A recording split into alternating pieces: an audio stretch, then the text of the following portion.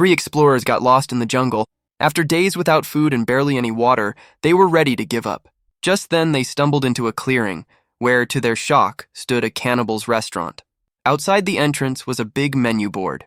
With the last of their strength, they crawled over and read it. The options were missionary, $10, tourist, $15, politician, $100. They dragged themselves inside and collapsed at a table. When the waiter came over, one of the explorers asked, "Can you explain your menu? I get the first two, but why is a politician so much more expensive?" The waiter scoffed and said, "Are you kidding? You ever try to clean one of those suckers?"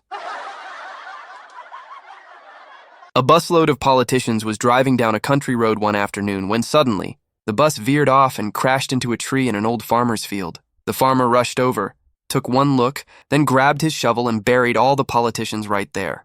A few days later, the sheriff arrived, saw the wreck, and asked, "Were they all dead?" The farmer scratched his head and said, "Well, some of them said they weren't, but you know how politicians lie."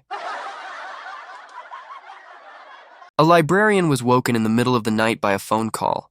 "What time does the library open?" a man asked. Half asleep and annoyed, the librarian replied, 9 o'clock. "And what's the big idea calling me at this hour to ask that?" 9 o'clock?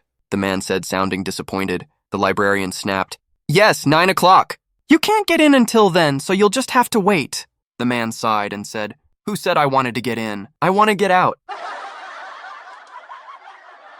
A man went to the doctor complaining, "Doctor, I think I have a memory problem." The doctor asked, "When did it start?"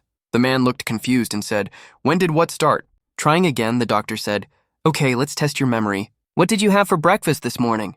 The man shook his head. "No idea." The doctor leaned back and said, "That's pretty bad." The man grinned and replied, "Not really. My wife's cooking is so awful. Forgetting it is probably a blessing."